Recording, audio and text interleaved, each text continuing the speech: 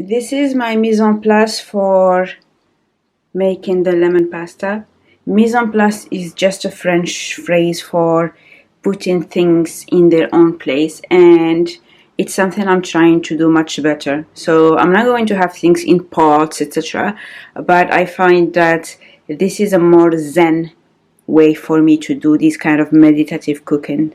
So I have a balance to measure out my flour. This is the mixing bowl that I got from Flying Tiger. Really love it because it has that rubber bottom. I think this was £5 compared to £20 for the smaller version if I were to buy a Dubai. So this is one of the best purchases I've made. I have so many of them.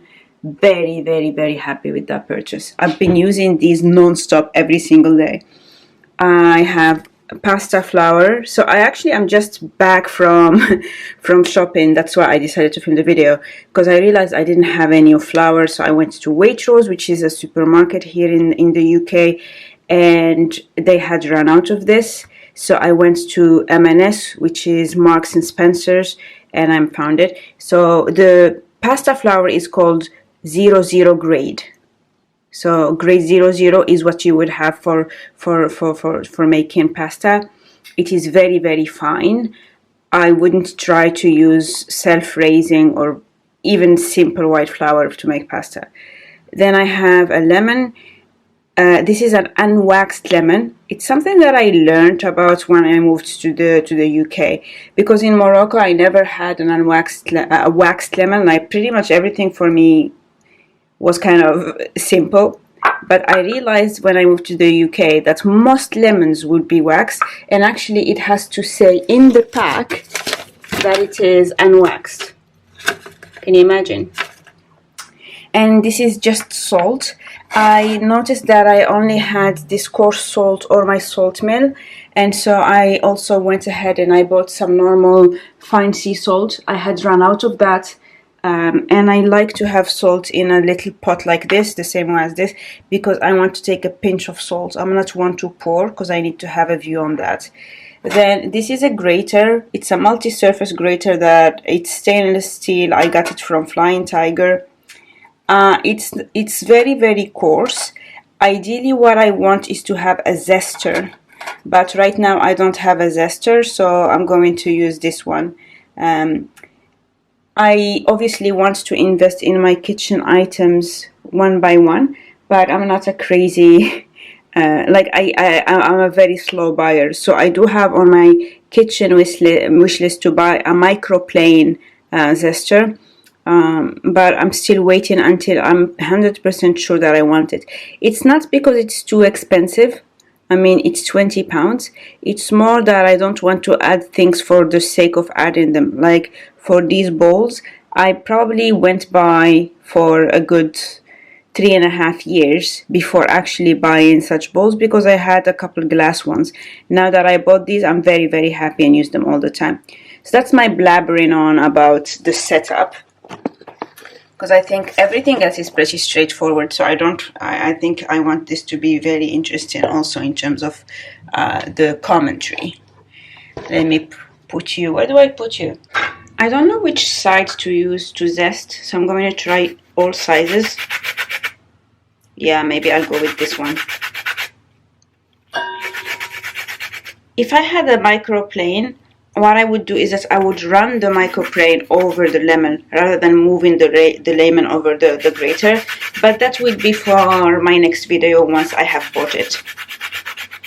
I will do the full lemon, and I'm just barely scratching the surface. I don't want to get the white part, because the white part is going to be bitter, so I just want the zest to have that lemony whiff to the whole thing.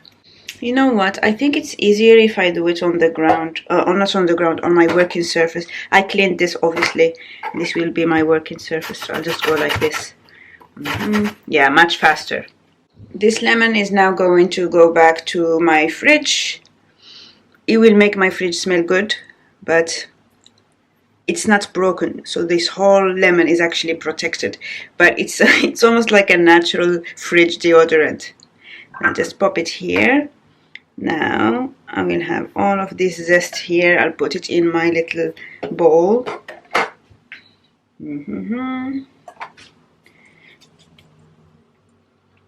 This smells divine. I'm going now to scrape all of this using a little brush, and then I'll be back. Don't waste any zest.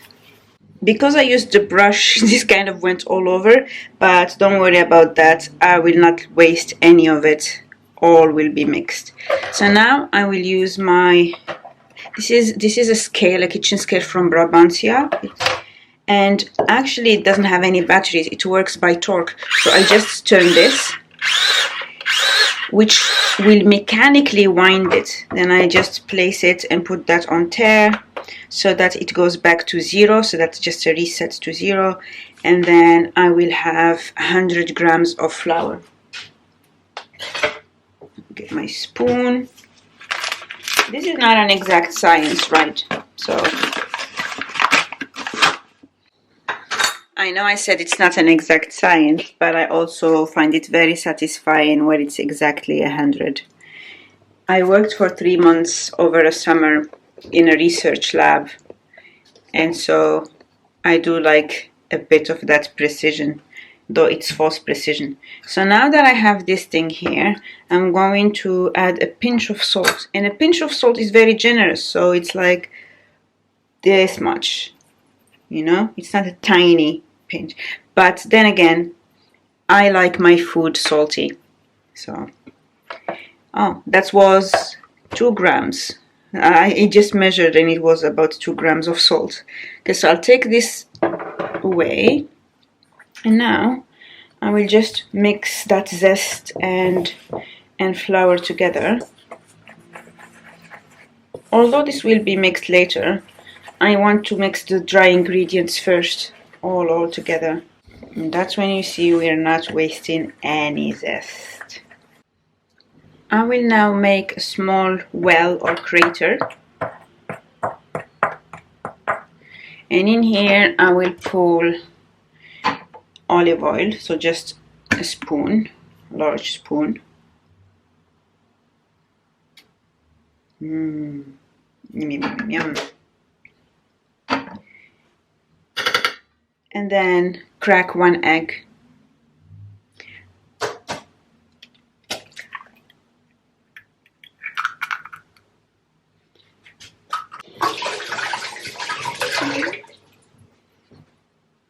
So as of this moment, I will just whisk the little olive oil and the egg lightly first, and then I will slowly start adding the mixture of dry ingredients and bringing it in.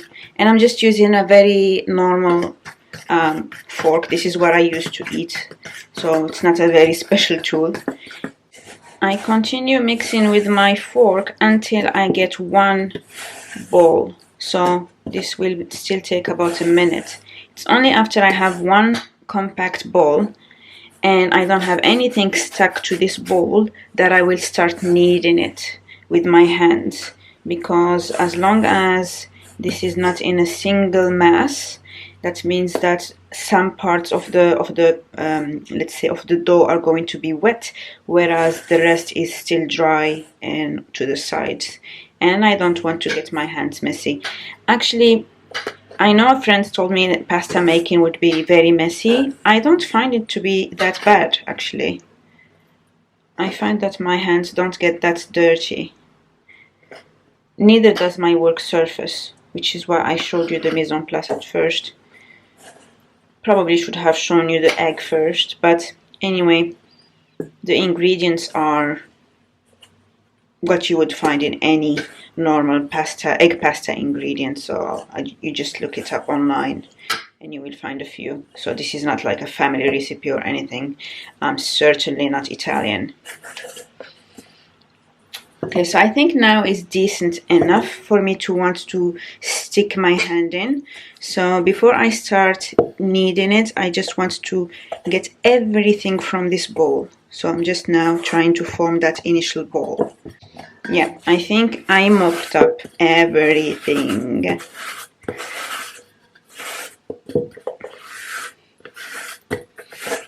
This goes to the sink.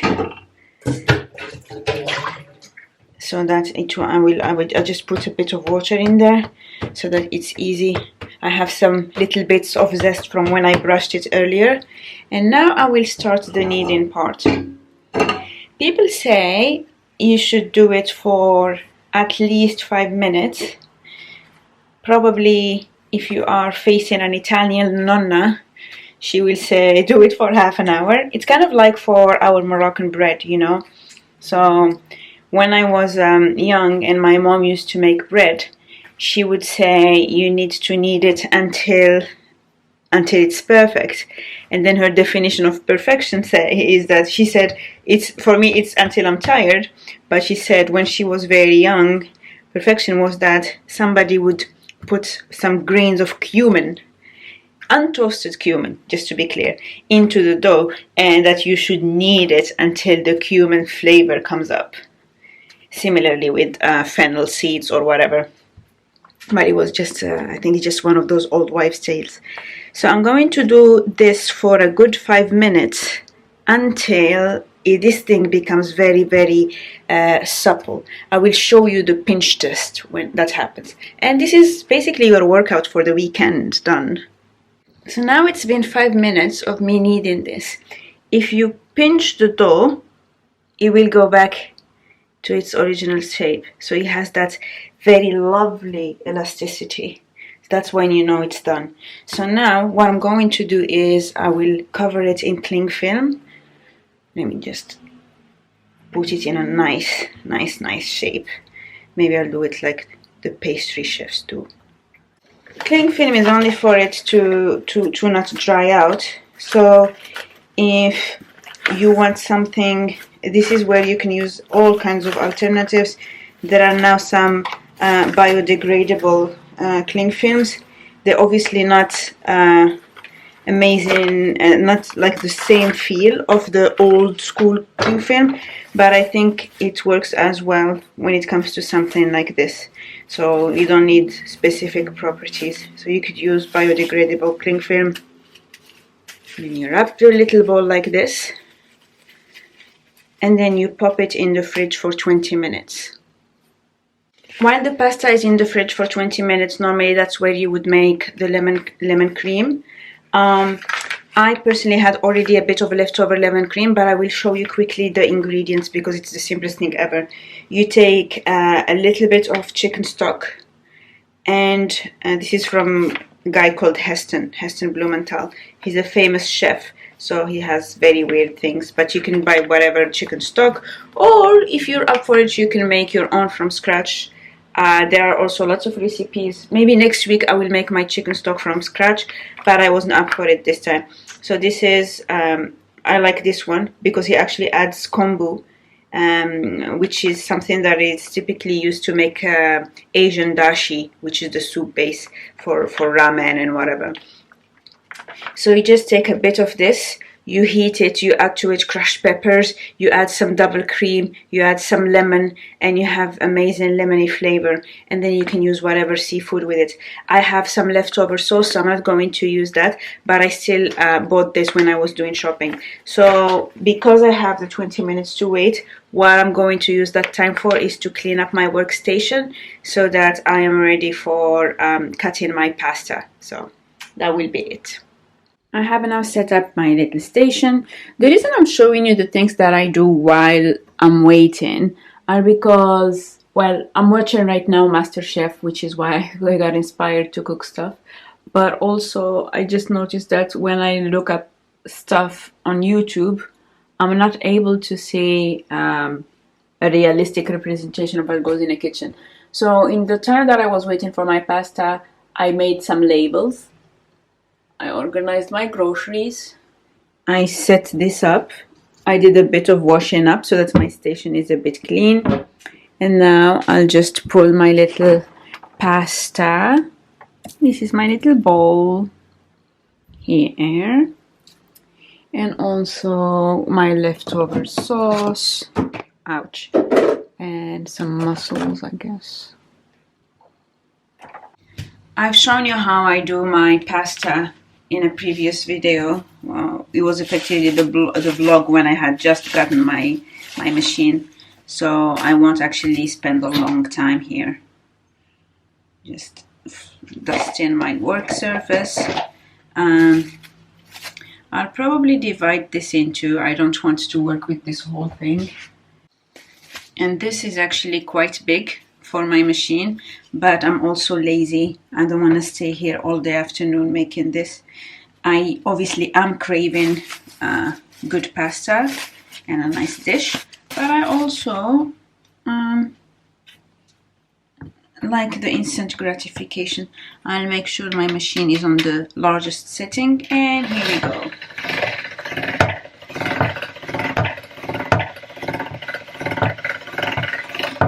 Again, this is not best practice. I am really being cheeky here, but you know, I'm the one eating that, so it's fine.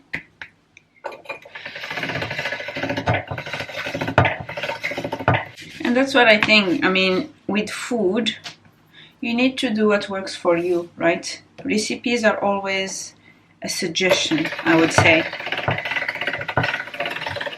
Except for pastry, I guess, because pastry is more of a science. Now, I will gradually start using a narrower and narrower run. Cool. I'm gonna finish my pasta, then I'll check on you in a bit.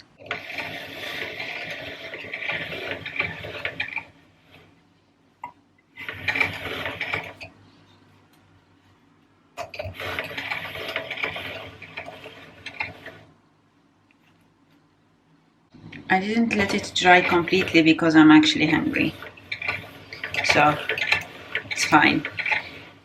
Because the pasta didn't dry a lot, it will be a little bit too soft once I cook it, but I don't mind. Oh, this is so good. So I'm eating these 2 lumps, and I believe I will save the other 2 for another time. So I'm reusing the same cling film.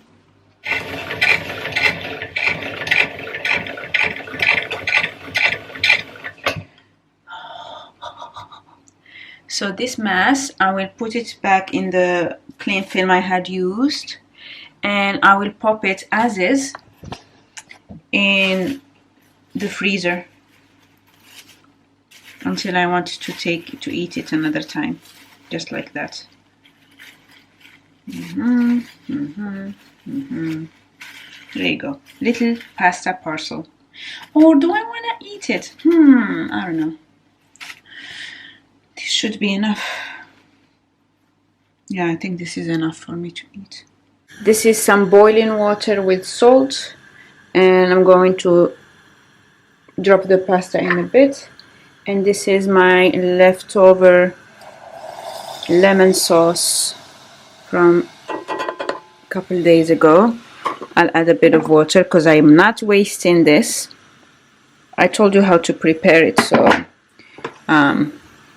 it's just chicken stock, double cream, and lots of lemon and crushed peppercorns. As easy as it gets. And then I'll throw my mussels in. I didn't have fresh mussels. I'm going to try and buy fresh mussels. Oopsie, next week.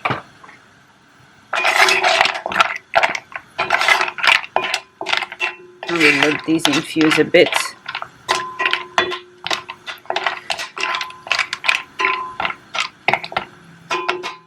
Water has perfectly boiled, so I will throw my fresh pasta. I don't add any olive oil, by the way. It should take 30 seconds to cook. Obviously this thing looks like it takes forever, but once you make these, like I showed you earlier, you can freeze them.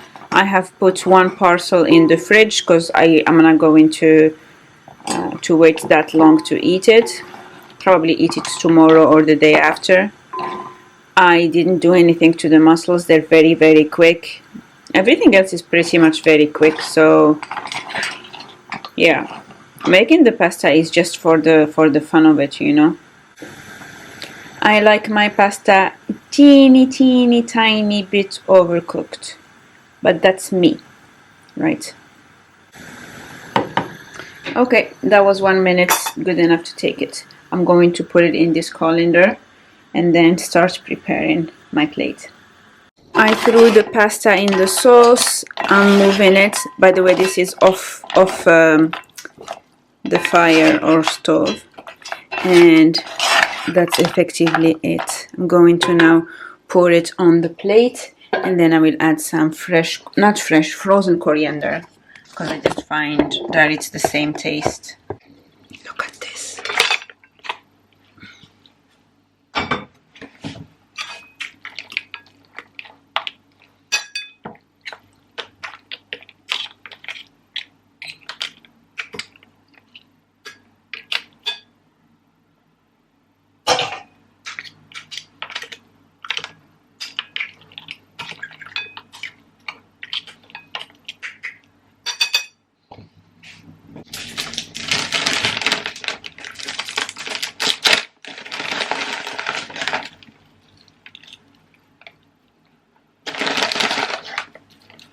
Tomorrow, when I wanna eat the same meal, or in 2 days, it will take me literally 3 minutes.